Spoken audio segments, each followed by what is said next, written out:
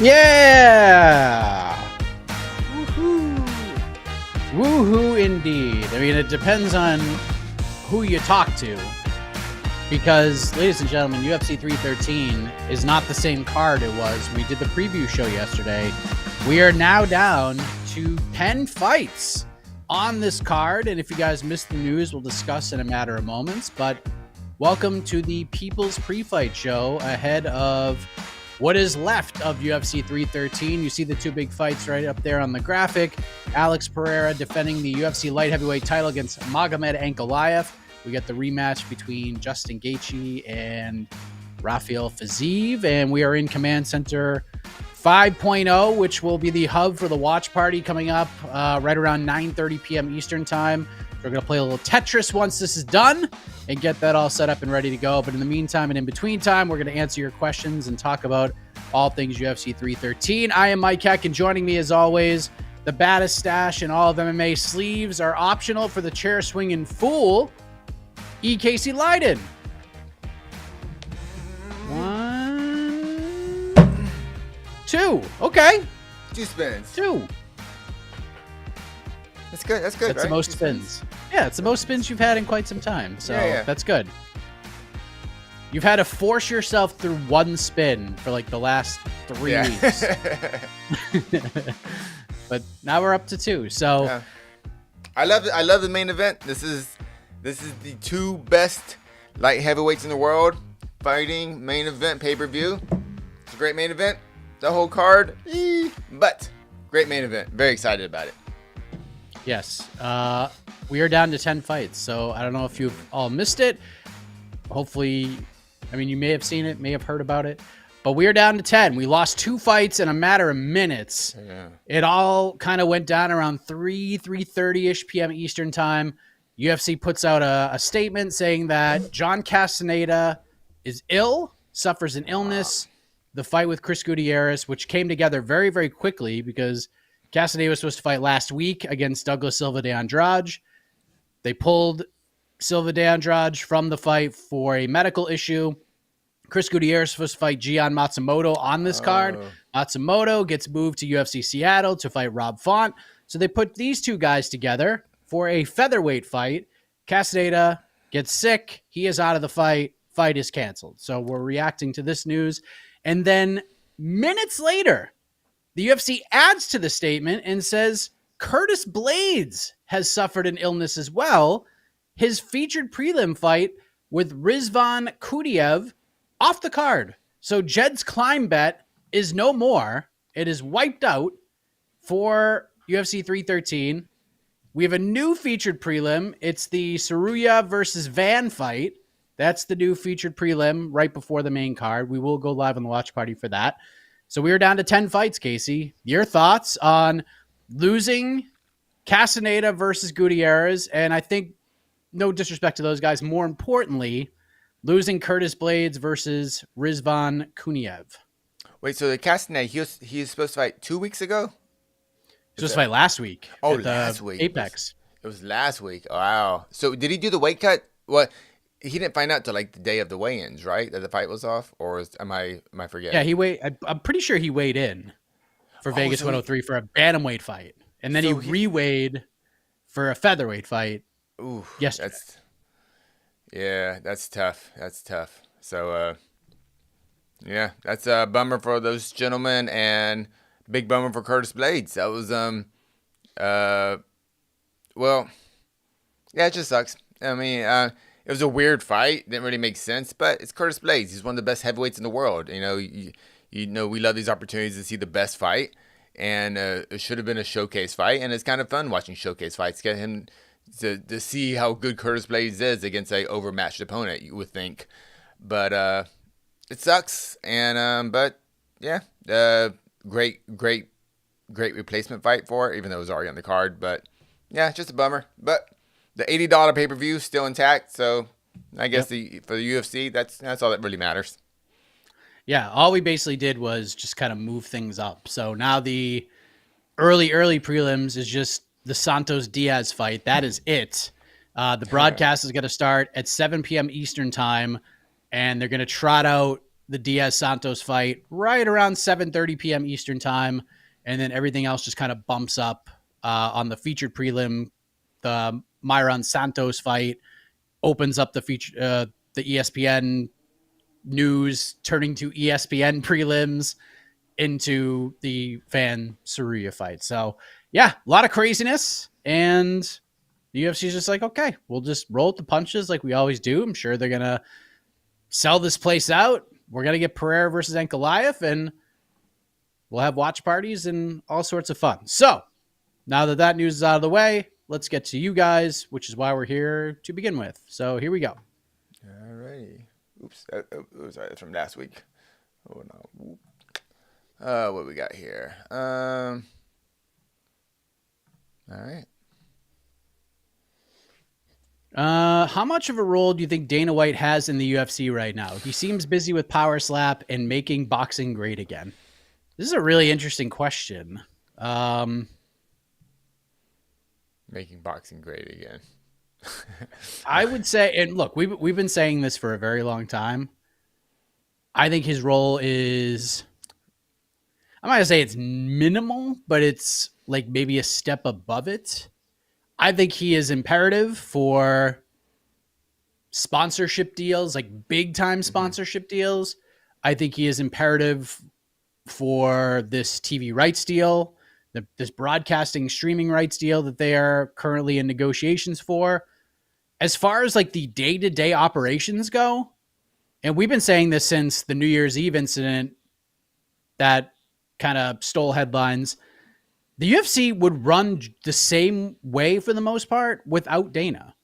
Hunter Campbell is the guy who basically runs the fighter operations for them. He's the one that gets the fights done. He's the one that gets the contract signed.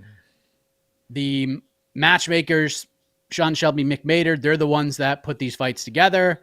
Hunter's the guy that basically runs the show. Dana's the face, but is still imperative because he's Dana White and he's a very powerful force in the sport.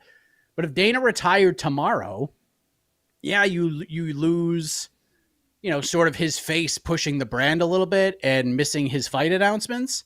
But in terms of day-to-day operations, I don't think the UFC changes that much.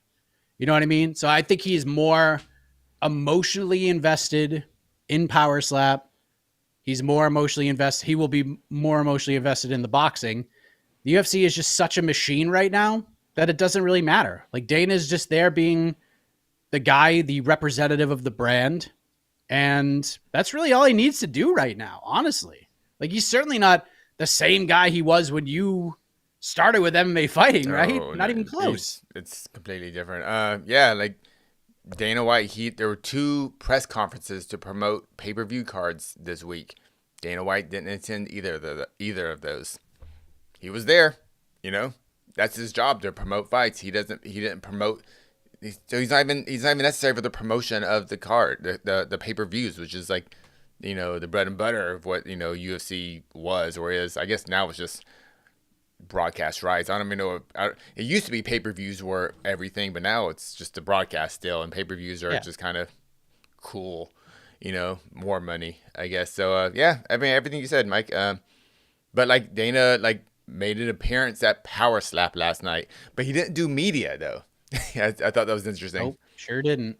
He came to Power Slap, did his media, his own personal media, like whatever's, I don't know. He had cameras around him, but we had our man Jose there to hopefully, he got all the post-fight Power Slappers, and hopefully Dana just didn't do media, but he decided to talk to some other, people in the crowd. If you saw that on social media, but I didn't. Yeah. So yeah, Dana's just a figurehead. I don't know. Yeah, and by the way, just to kind of like let people know, the only reason, and I'm not gonna say every member of the MMA media, but I would say 80% of like the serious MMA media who goes to Power Slap, they're there for one reason. They're there for that Dana White scrum. That's it. They're not there to watch people slap each other in the face. They're there to hear Dana White speak afterwards. Dana's an important figure for us too, for being honest. Like you guys care what he says. So we got to try to bring that to you. and the UFC for the last, forever, Dana he's the voice. If there's any news that comes from the UFC, any like opinions or anything, and like, what are they going to do about this Bryce Mitchell situation? We're not going to get a quote from Anik. We're not going to get a quote from Hunter. We're not going to get a quote from Shelby. Not going to get a quote from any of the other matchmakers. It only comes from Dana. So he is the news source of the UFC. So he is very important.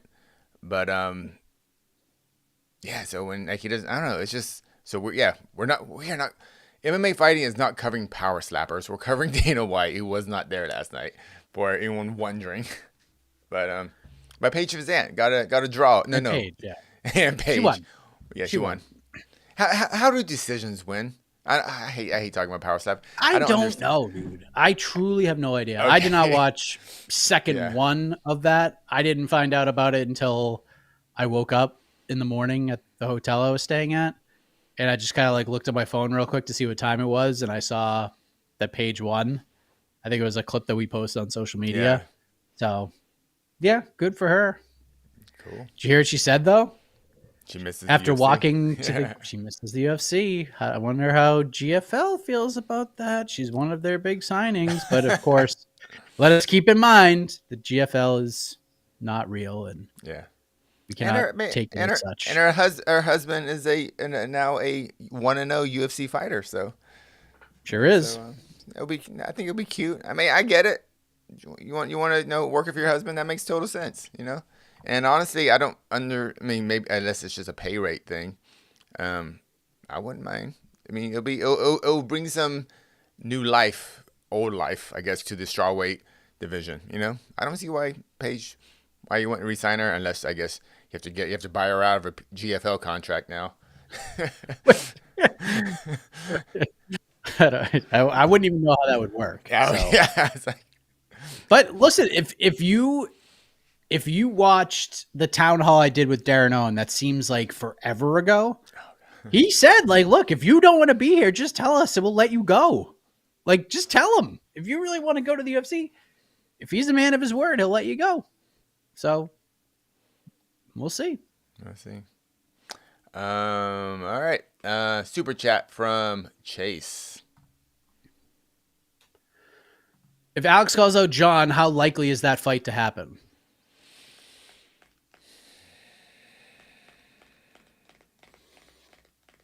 I would say very likely. Yeah, I think that's the fight John wants. That's the fight is that the fight the UFC wants, or do they just want John in there? No, I mean, like I think Dana's gotten to the point where like just the fan appeal has leaned towards Aspinall, and as much as that is a more compelling fight for John Jones, there is.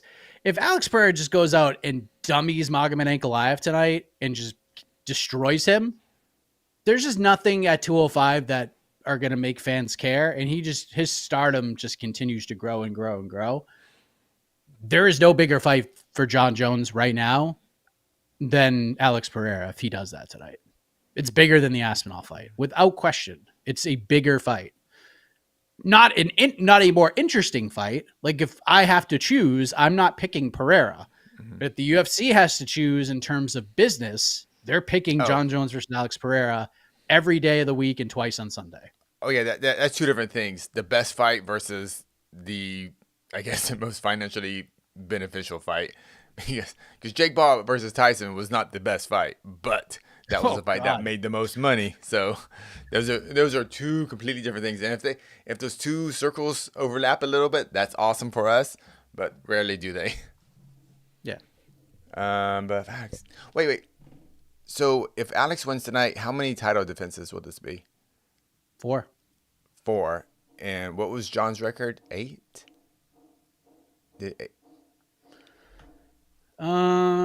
Great question. I forgot. Like, are we talking total or consecutive? Let's do consecutive. Yeah, it was 8. It was the first Cormier win was 8. Okay. And then he got stripped and then he won the interim. Then he won the interim belt. Then he won the belt back. Then he got stripped of the belt again because his win over Cormier got overturned. And then Cormier vacated, and Jones won it again when he destroyed Gustafsson for the vacant belt in an event they moved to a different state, if you guys recall. Mm-hmm. And then he defended against Anthony Smith, Thiago Santos, and Dominic Reyes in just those first two fights were horrific and not fun. Although the Santos one on one leg, John Anik to this day swears that Thiago Santos, there was more of a robbery in the Santos fight than the Reyes fight. And when I was watching that fight live, I thought Santos. I scored for Santos. I scored for Santos. Yeah. So yeah, I don't. So hate I it. get. So yeah, he beat Anthony Smith, who, by the way, if Anthony Smith was anybody else, he would have left the light heavyweight champion after he would have taken a DQ and won the belt. Probably a decision that people still bring up to him to this day. The Santos fight was super close. Not a great performance from John. And then Dominic Reyes, most people thought Dominic Reyes beat John Jones. And then he left the division, and here we are. So, but there's like, honestly, there's nothing else compelling for Alex Pereira if he wins tonight. What? That's what I'm trying to get at is if he doesn't go to heavyweight, I don't know, man. Maybe Pereira just like every month, every 2 months, new championship fight. Just bring in the number 15 light heavyweight, and maybe he chases that record. Maybe he chases the consecutive or total defenses for 205. I'd love to see that.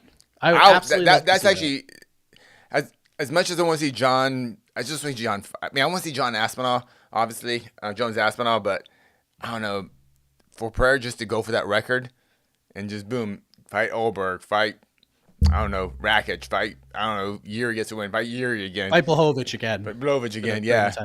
Oh, I'm probably forgetting some. Alonzo Minifield, I don't know. At some point, we're just bringing in, if you're ranked. Julius Walker. Like, Julius Walker. Min Yang Zhang. Like, bring them all. Let's go. Oh, he's on my team, baby. Let's do it. I knew this was a good pick. But yeah, I don't know. I know we're a little far away there, but the way Alex fights and the how often he fights, I don't know, man. Like in a year and a half, if he just every other month keeps doing this, it could be interesting. But just throwing it out there. Yeah, but tonight is the big test, and then I think if he passes tonight, then everything else will be more like, is he just gonna have a bad night in the office? Because I'm pretty sure if he wins tonight, then he should be able to beat Olberg. He should be able to beat Blachowicz. Oh yeah, beat everyone again. But small gloves, 205ers, people slip on banana pills. That's why these long championship runs are so incredible, that they don't slip a banana pill. You know, so yeah. But just trying to add some excitement to the whatever happens tonight. Cool. Thank you, Chase. Ooh, lots of super chats came in. $7.99 super chat from Steven. Boys, MMA Fighting, great website. F and Parker Porter, let's go. Pereira versus DDP interests me more than Jones. Am I wrong? Also, if Fiziev wins, what's the call out? So again, if you guys missed it, I talked to John Anik on Thursday. We dropped it on Friday morning, and Anik said that during their fighter meeting, the first name that came out of Alex Pereira's mouth was not John Jones. It was not Tom Aspinall. It was Dricus du Plessis, because Alex Pereira has accomplished all these incredible things. He has defended the UFC light heavyweight title 3 times. This is his 4th attempt to defend that belt. He beat Israel Adesanya, won the middleweight title, but never defended it once. Put it on the line and got knocked out in the knockout of the year by Israel Adesanya in his first title defense. So apparently that irks him a little bit that he never defended that belt. I just don't know how in the world he could make 185 again at 37 years of age. Yeah. When it looks like he struggles to get to 205. Yeah. When DDP has talked about this too, right? But DDP talks about going DDP up. Loves the Pereira fight. Yeah, he loves the Pereira fight. But is DDP talking about going up, or is he asking Pereira to come down back to 85? No, Anik is saying Pereira wants to go back to 85 to fight DDP for the middleweight title. But what is DDP saying? Does DDP want to go up, or is he saying come to me? I'm just kind of curious because it kind of makes a I difference. don't.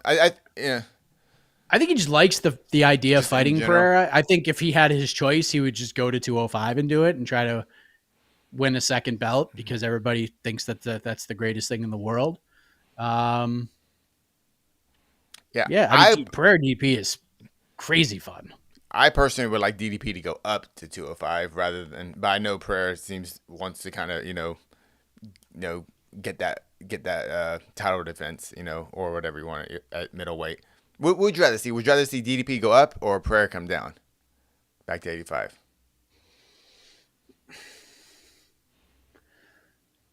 I will say I don't care as long as whoever makes the move vacates their title. Then I'm fine with it. Either way, I'm okay with it. Okay. That changes a lot, but vacating the title actually now. Yeah. Yeah. Because I say this a million times. No one cares that you don't have both belts. They just know that that you won titles in two separate divisions. It is equally as impressive than holding up two title belts. And guess what? You own the title belts. You could just bring it with you and have a friend, have a cornerman, your manager. Just bring the belts into the cage. Have your manager buy a belt at the fucking concession stand and hand it to you after you win. You could still have the pose with the two belts. You could still have the moment.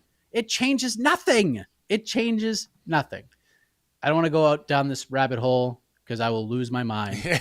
Let's go to the latter part of this question. If Rafael Fiziev beats Justin Gaethje tonight, who should he call out? Because he's going to have to call out somebody. And I know he likes to call out like randos out there, just throw out random funny call outs. You beat Justin Gaethje with what this division looks like right now and how weird it gets. I don't think you could call out Mr. T or call out somebody weird. Like, I think you need a name. Sarukian? Or just call for the title. I don't know. Holloway? Anyone above him? I mean, what is Justin ranked? What is Gaethje ranked right now? He's got number 8, around 7. I bet he's higher. He's got to be higher than that. He's number 3. Oh my God, number 3. Okay, Gaethje's 3.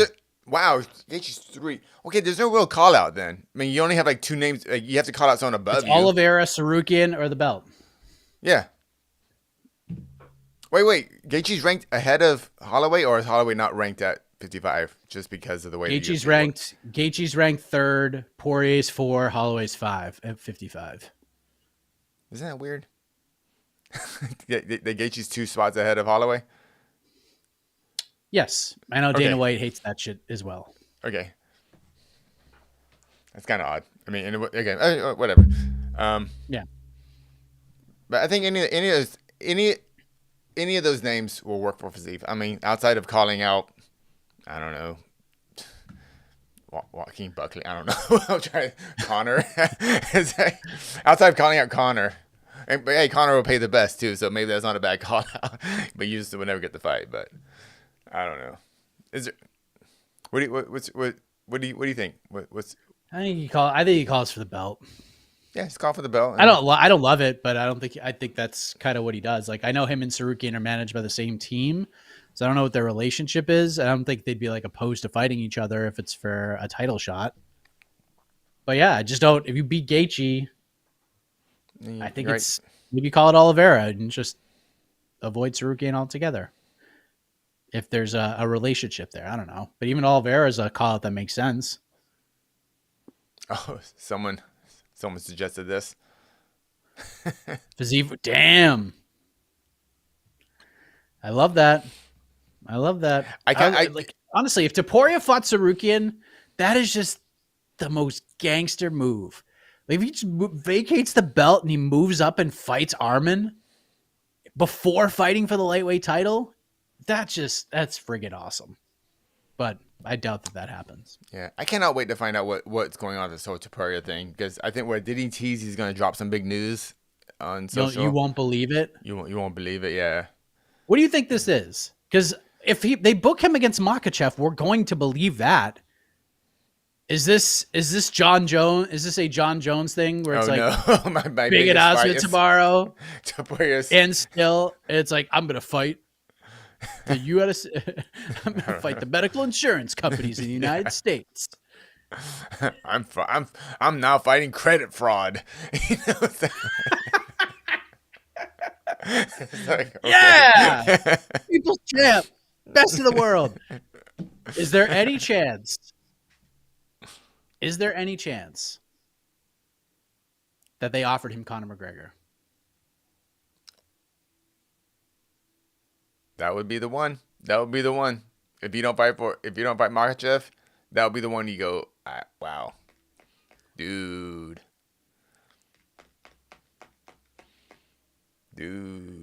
That would be so out of nowhere. That would be like, oh shit, you're gonna destroy that man, but didn't see it coming. That is $1.5 million pay-per-view right by pay-per-view, even without a belt. I don't know, man. Get me all, I'm feeling all warm inside. But then we have to get like caught up in a possible McGregor fight that probably doesn't happen. Yeah. I don't know. Oh, but imagine if we lose like Topuria for like he'll be out for like a year or so because like that fight's not gonna be till like November or something. I don't know. Nah, dude, that's you got to do. Like if they're booking that fight, that's got to be International Fight Week. Like you have to do that then. And maybe like Makhachev's like, I'm just gonna wait and see what happens in May. And if like JDM beats Bilal, let's be perfectly crystal clear here. Even if like JDM wins a robbery split decision, Islam Makhachev's fighting for the welterweight title. Without like that is what's going to happen.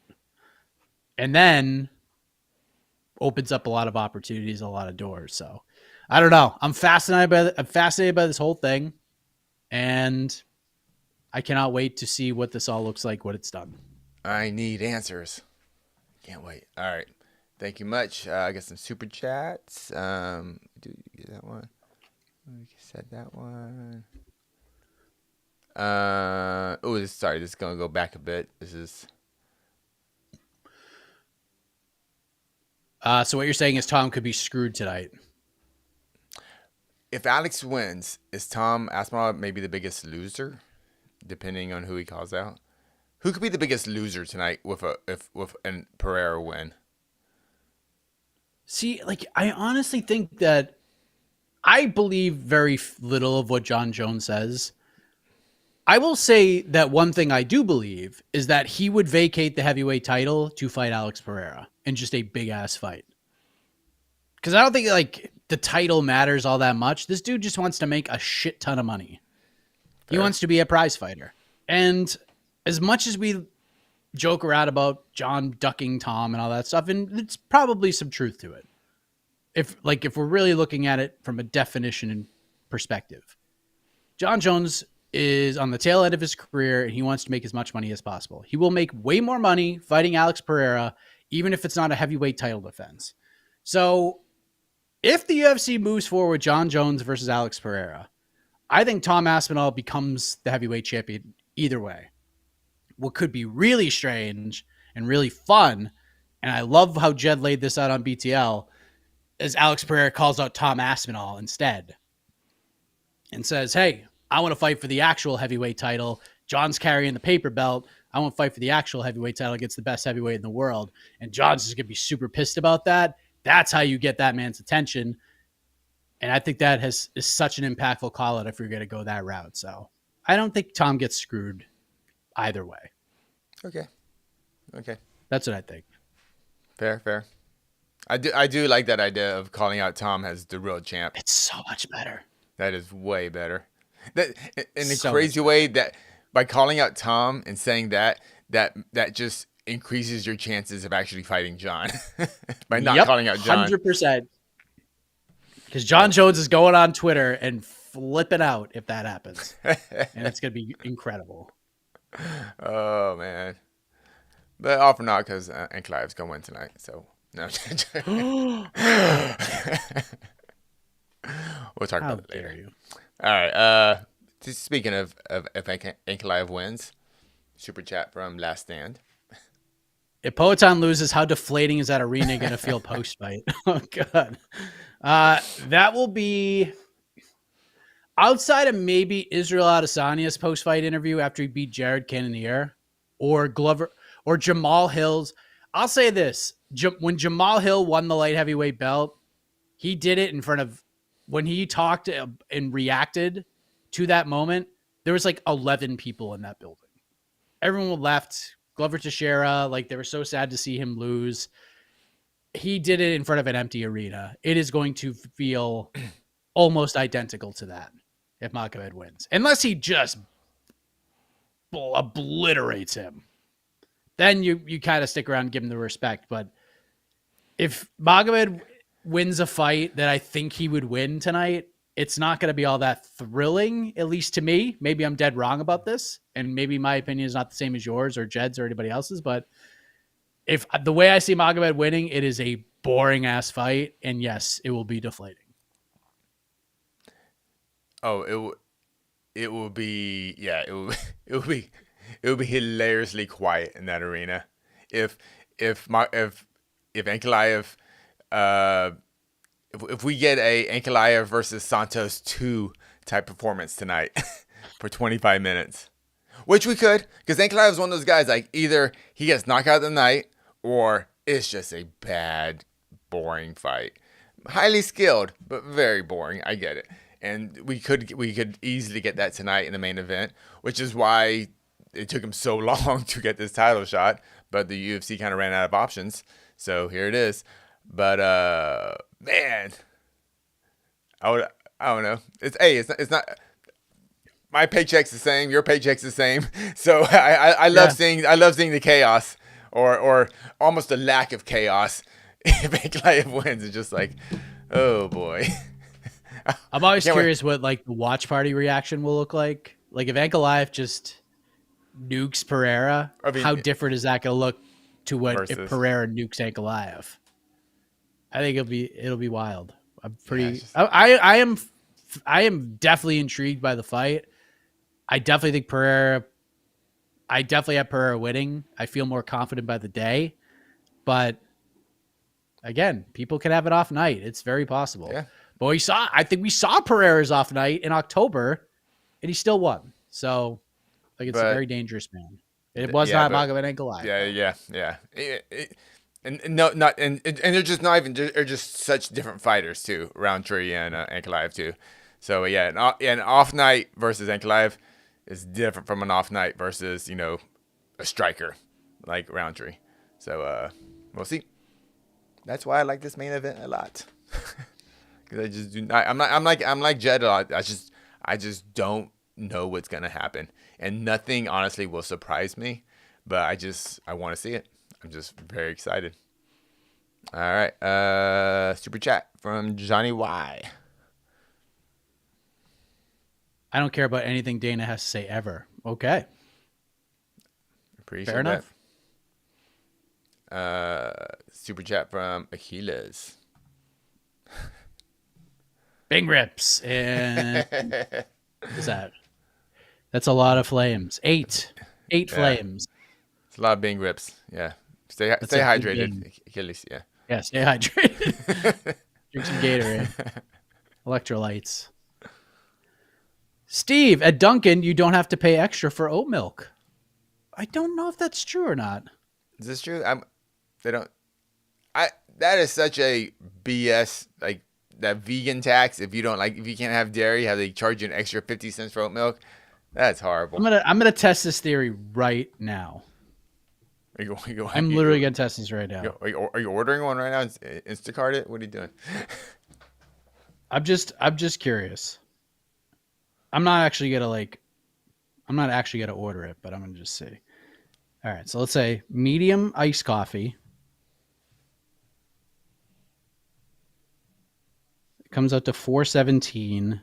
So I'm gonna edit. Where are we? Dairy. Oat milk. He's right. He's absolutely right. No extra charge. I was not aware of that. There you go. That must be a new thing because I ain't gonna lie. I get basic in the fall. I get into the pumpkin shit.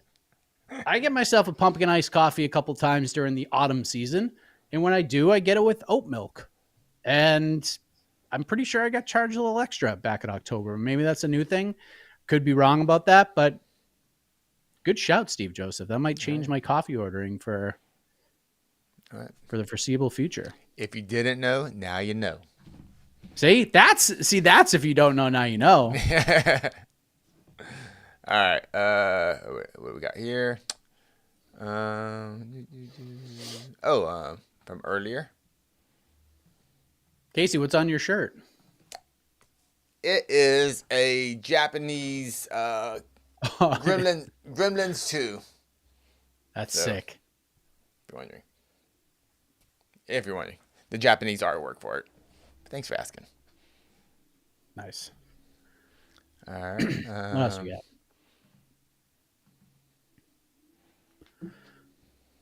Let's do Kudia versus Gutierrez. I love that idea. Hey, you gotta get paid, what's man. Eddie Hall up to? What's Eddie Hall up to? Is he in Vegas? Maybe we'll have Cunha fight one of the Tate brothers. I would actually enjoy watching that. That'd be awesome. All right, Gutierrez, just kick him in the legs. Yeah. Mike and Mustache Turner said yesterday he was hesitant in the Moicano fight after the Green situation, but has to win, so no longer will hold back. Do you think he will be more forward tonight? What's the Green situation? What am I forgetting? So remember when he knocked out Bobby Green? I thought he near killed Bobby Green. Oh, because it went like because late. The referee. I remember. Yeah, okay. It was a super late stoppage. Yeah, like it was bad. Like Green was out for about 6 punches. So maybe he was, and Turner heard about it. Like, I don't know how you could blame Jalen for that. It's not his fault that the referee sucked at his job that night. But I don't know. Maybe he was. But now he says he's not going to hold back anymore. I don't know if it was a hesitation thing or if he thought he won and just wanted a cool walk-off KO. Yeah. Like most people want. Yeah. And just didn't get it. My hot take is Jalen Turner did the right thing when he dropped Moicano and did the walk-off, because I'm pretty sure it was toward the end of the round, and the walk-off forces the ref to sometimes make a bad stoppage. So I actually think that was a smart move by Turner, and Moicano's one of those guys that gets dropped all the time, but once his butt hits the mat, he's still, such a good grappler that he's fine. So I completely understand why Turner did that, and to me, strategically, that made sense. Obviously, it didn't pay off because he winds up losing the next round. But I don't understand the connection to the Green situation. To me, they seem very different. So yeah, I mean, he may have said that's probably what he said, and I get it, but who knows if that's actually true or not? I'm not calling him a liar, but no, yeah. Sometimes people just say things. Do you think he will move forward tonight? Just different fighters. Moicano is such a different fighter than Bobby Green. Is such a different fighter than Bahamondes. So, yeah. Oh, this fight's gonna be so good. This is the fight I'm actually. Is this the low key banger? Can you call that? Is this? That's Annex low key banger. He even says kind of cheating, but there's no this fight rocks. It's gonna be so good. This fight's and I feel like there's a lot on the line in terms of, for both these gentlemen's careers, because if Turner loses this one, because his past losses, his past 3 losses with the last few years, they've all been against top 10, top 5 opponents, and on a different day, he could have easily won all 3 of those fights. I'm talking Hooker, Gamrot, and Moicano. Could have won all 3 of those fights on the right. There was just slight. These 2 split decisions, and obviously what happened with Moicano. But losing to Bahamondes, not that Bahamondes is bad, but he's not like a legit top 10 guy yet. So this will be a bad loss for Turner in a sense. Is Turner still that guy, or is he just a guy that's very talented in a incredibly talented weight class? So we will see. Yeah. That's why I love this fight a lot. It's a great fight. I can't choose a side. I do have a bet on this fight, under 2.5 at -150. I don't think this is going to the cards. I just don't see it happening. And I think Jalen Turner does have more ways to win. But Bahamondes, that dude could strike his ass off. So strike and be a good one. And I feel like he's just getting slightly better and better. How old is he? Yeah, he's turning 27. So he's hitting his prime right now. So I don't think we've seen the best of Bahamondes, and I'm hoping we get the best tonight. And I love the fight. I love that fight. It rules. So good. So good. All right, here we go. Super chat from Sao.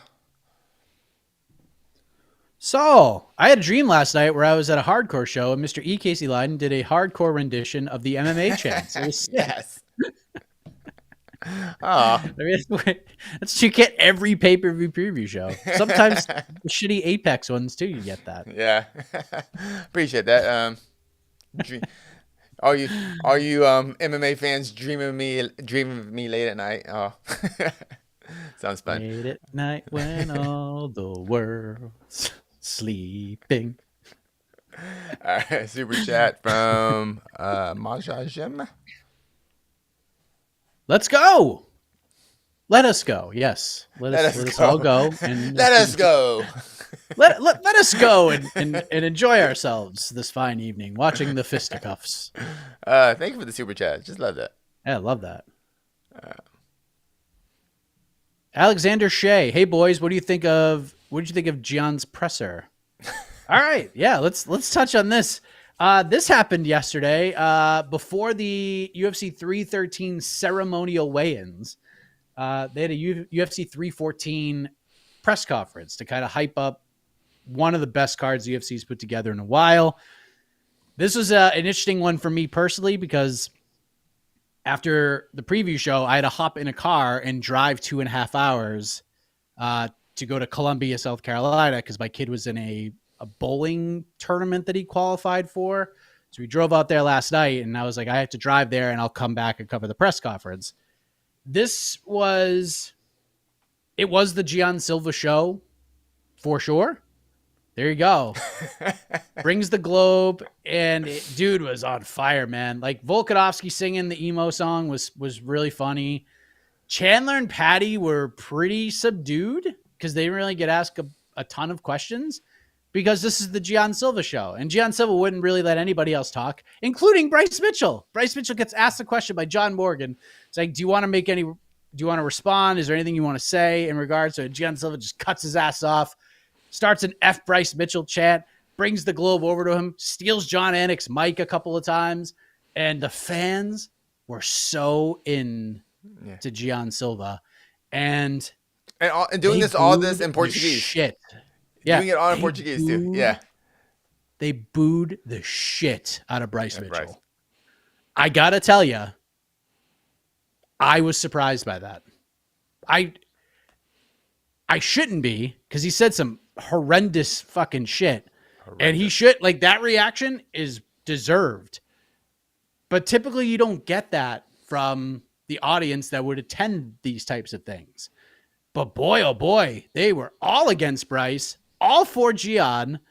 What did you think of Gian Silva's first press conference getting ready for this Bryce Mitchell fight? Because in my opinion, outside of maybe Volk singing, he stole the entire press conference. It was impressive because, I mean, I think we expected a little bit of, whatever talk, but like, Silva, he walked out there and he stole this press conference. He demanded the press conference. That was like really, because you know what I mean? Like, I don't think we were expecting that much, how dominant he would be in the press conference. And I'm all for it. I mean, I don't think this really changed. I think Bryce Mitchell, of course, has a very good chance to win this fight. I don't want him to win this fight, but Bryce Mitchell is still he's a very good featherweight, and he could beat Silva. But as far as just straight fight promotion, man, I love it, digging it. The globe, he brought a prop. I'm all for props, so good on him. Good on him. I felt at the end of that, especially during the face-off, Bryce Mitchell wanted to literally be anywhere else. If he could be anywhere else, if he could push a button and leave, he would have left in a second. But I don't know. That was just the viewership psychology that I got, especially with Gian doing what he did. I don't think anybody really saw that coming. I certainly didn't see that coming. I thought they'd have a couple of moments back and forth, but yeah, man. Bryce just kept trying to get his stuff in, and Gian just wouldn't let him do it at all. You just laugh at him. It was unreal. I hope at the end of the year, we're gonna our favorite moments of the year. One of my favorite moments already is Bryce Mitchell going, "What are you, a scientist now?" What are you, a scientist? I cackled out loud when I was watching the presser. Yeah, what are you, a scientist now? So as much as It was I funny because like Bryce yeah comes through and he's trying to like quote scripture and he's trying to like say these things and then like he's trying not to let you could tell he's trying not to let Gian get under his skin. oh, And then 30 seconds later, he lost it. Absolutely lost it. And he's like, you're barking up the wrong tree. And he said that, and I'm like, all right, now Bryce get going. John just like laughs at him. Just laughs at him and dances with the globe up to the middle of the freaking dais to John Anik's microphone. It was incredible. I love Silva's. He was saying all this stuff, and then Bryce would start yelling back, and then Silva would go like, "Hey, calm down, calm down." I'm like, what an asshole! Hey, calm down, calm down. I was like, what? Tranquilo.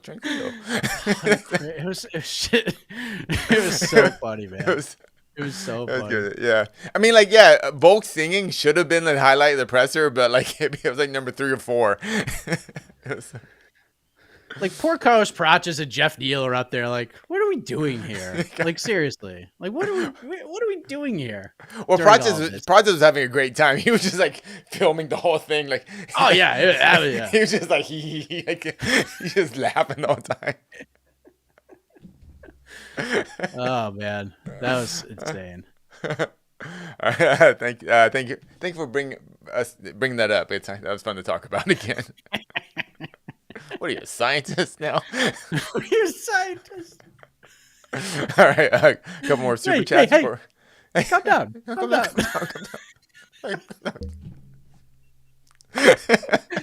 Oh my god, what a friggin' legend. All right, a couple more super chats for. Oh man, we're is the broadcast started? Has begun. Okay, cool. It has started, but I don't think I think they're just letting fans in now. What? Whoa, jeez.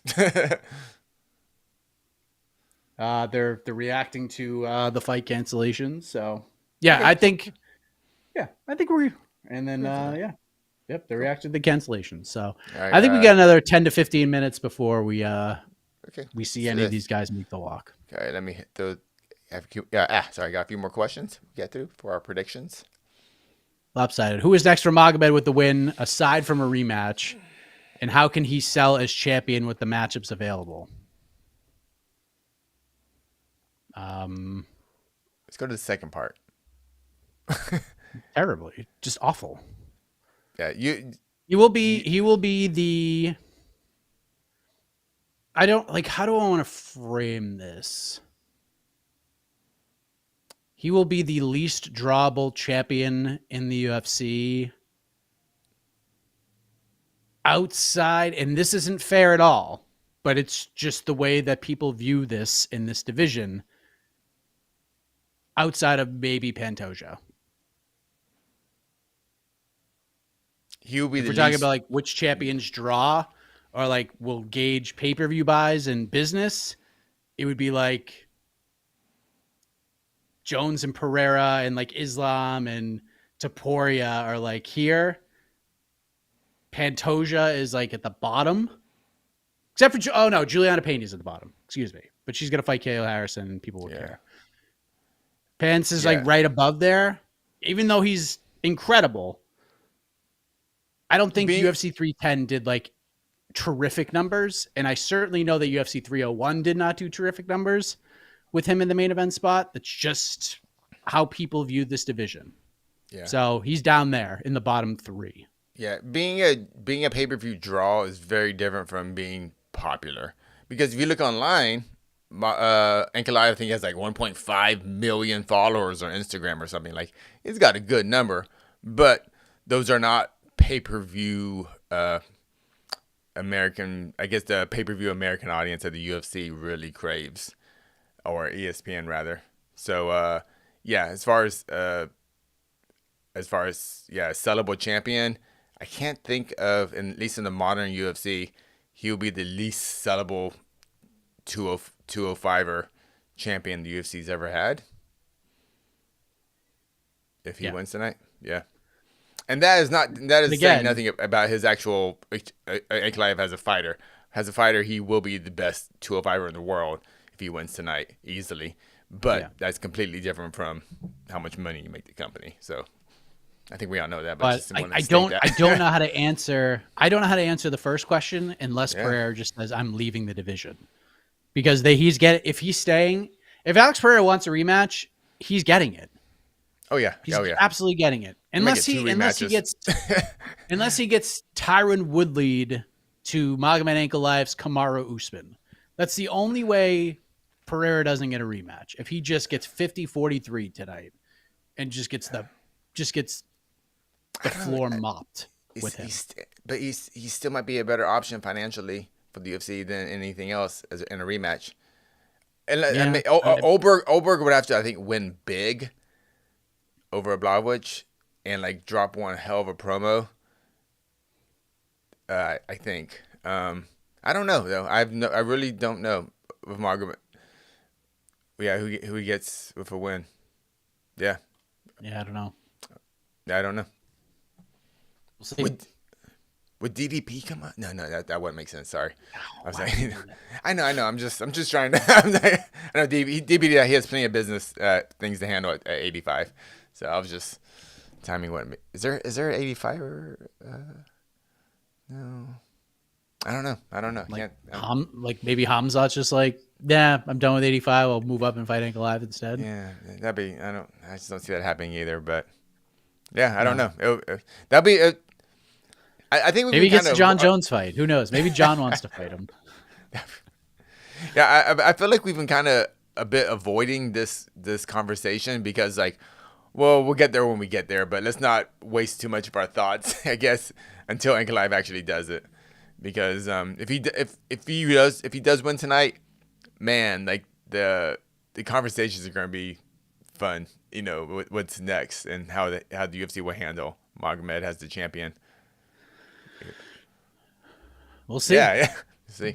All right. Thank you much, Lopsided. And one last super chat. Oh, from our wonderful friend Chase. Oh boy. Only the UFC would promote versus Brazilian babyface, and we are all eating it up. Yep. That is the sport. That is that's prize fighting. This guy says the dumbest shit we have ever heard. But let's put him in a big fight and put him on stage at a press conference. Let's do it because people will love it. And then we got Gian Silva being Gian Silva, and it was let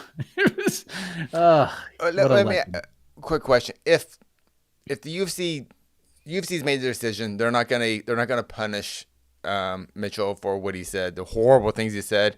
Okay, we're going that route. Is this the best matchup the UFC could have made, prize fighting wise, or I guess interest wise?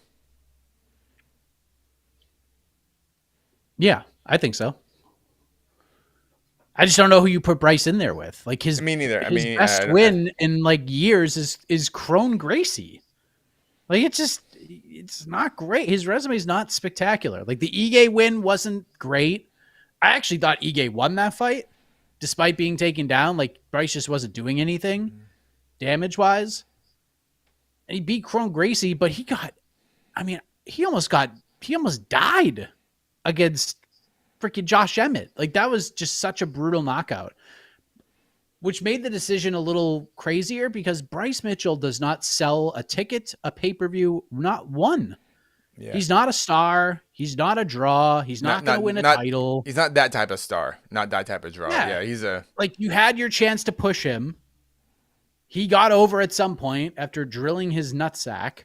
Got the shorts, got the camo shorts. Remember the camo shorts? Remember we were all like, oh, camo shorts. He got himself over. Yeah. And they tried, and it just didn't work. because he fought Ilya Taporia, and Ilya just absolutely destroyed him. It's just not. I don't know. Like the whole decision was crazy, but I don't know. I don't know. Yeah, I mean, but like, that's kind of where we're at. I mean, Mitchell. I'm just talking in cage performance. I mean, losing to Josh Emmett. Yeah, he got knocked out bad, but that's the sport, And losing to Taporia, you lost to the best. And I mean, by the way, I know people were asking the other day about Bilal Muhammad and the flag. Bilal had oh, put out some sort of thing on social media saying like, "Yo, where's my flag?" 'Cause I don't think he was aware of it, but he posted a photo of like a screenshot of, if you go to ufc.com/events at UFC 315, he's got the Palestine flag good. on the website now. So Good job, facts. UFC. Good job, UFC. Yep. That's Good why we job. didn't make, when Jed and I were asked about it, we didn't make a big deal out of it because we figured it was something that'll be fixed pretty quickly if he asked for it. Good. I'm glad Bilal kind of came out public about it, and I feel a pretty respectful way. And Yeah. UFC, it sounds like they did the right thing. Shouldn't have gone there. Shouldn't have got there anyway, but it got resolved. So hopefully that's not an issue going forward. Yeah. All right. Do you have any more super chats or? We're going to super chats. Let me see. Is there any other questions I wanted to throw up here?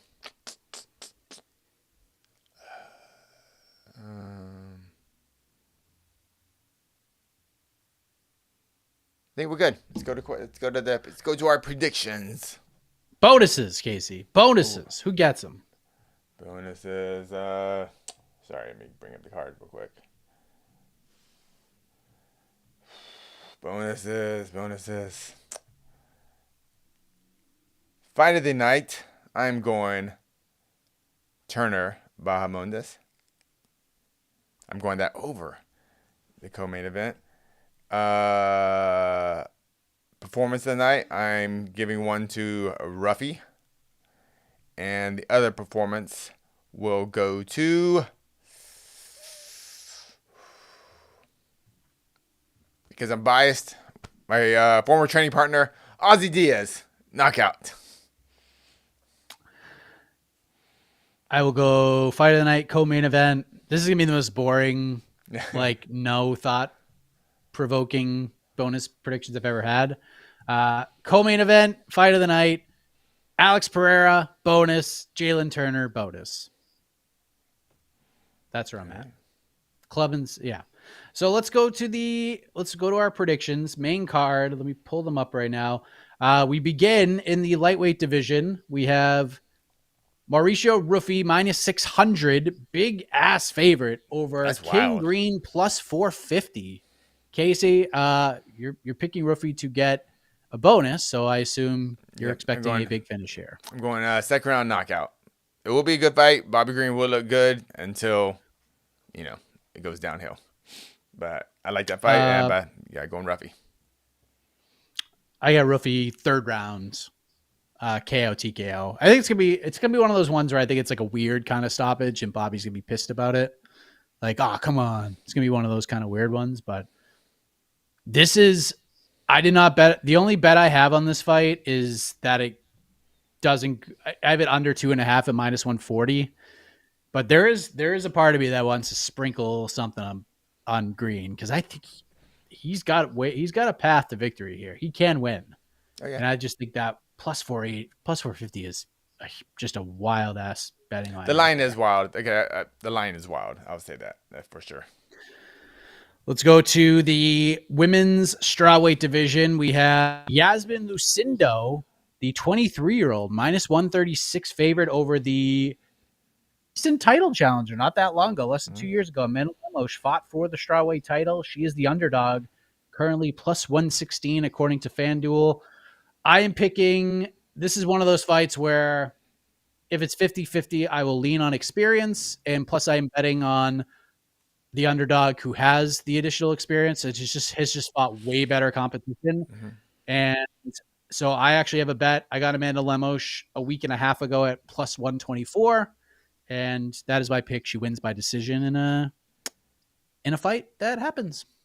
Oh, I actually like this fight a lot, and I like the matchmaking. I love vets versus prospects, 24-year-old versus 37-year-old.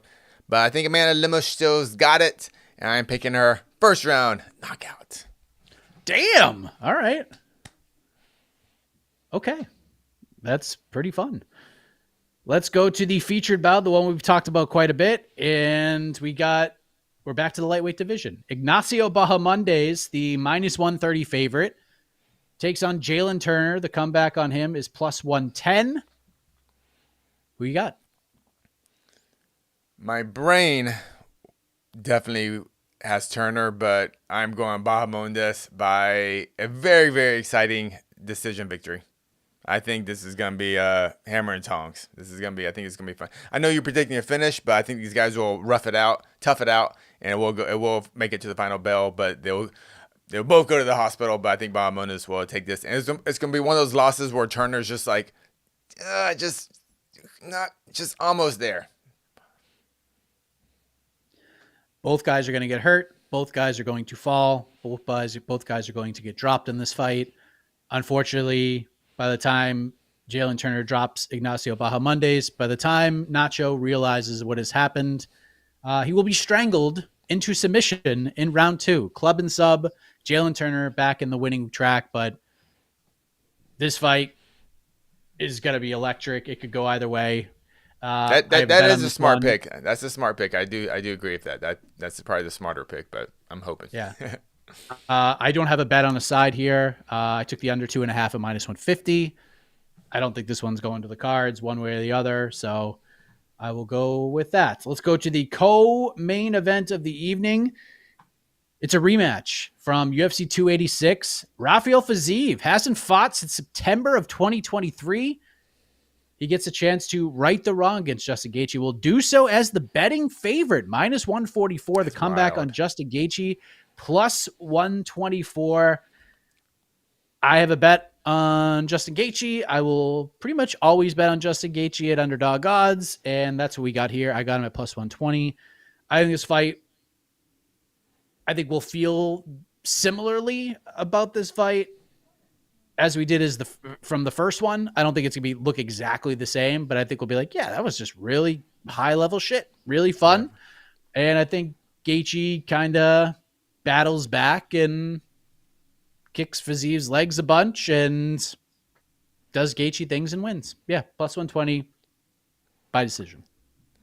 I had Fiziev winning the first fight. I didn't call it a robbery, but I had him winning the first fight, and I believe he will win tonight's fight too, 29-28. It will be a very good fight, good technical brawl, but I think Fiziev will just be a little bit better tonight. I just want to see how he reacts to getting kicked in the leg. I got to see it. All right, let's go to the main event. I think we're going to be on opposing sides, Casey. Speaking of leg kicks. FanDuel, by the way, has a lot of fun little props here. They have point props. They got bets like Magomed Ankalaev to win in round 3 to start, plus 155.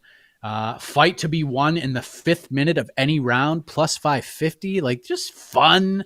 Magomed Ankalaev to have most takedowns, most significant strikes, and win at plus 490.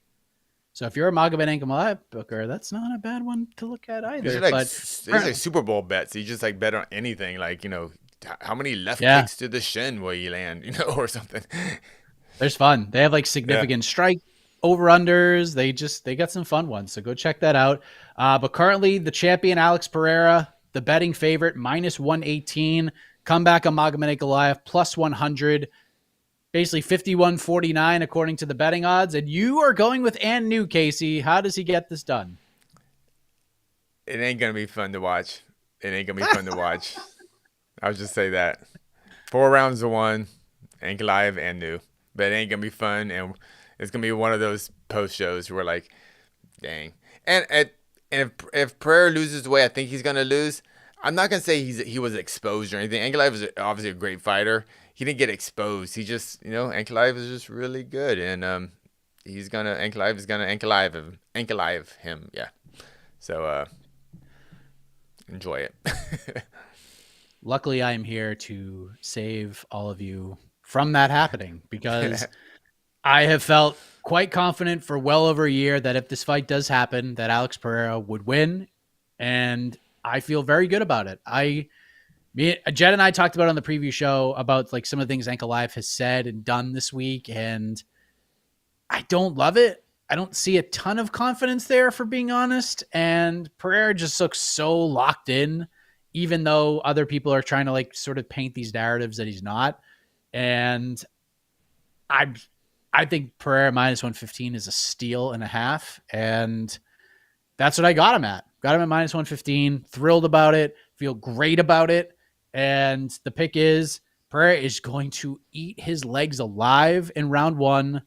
And just when Ankalaev is like, shit, I can't take any more of those, I got to figure out a way to defend or do something, he's going to run into something big, and Pereira is going to finish him in round two. So there you go. So the top 2 fights are going to be decided by leg kicks, you think?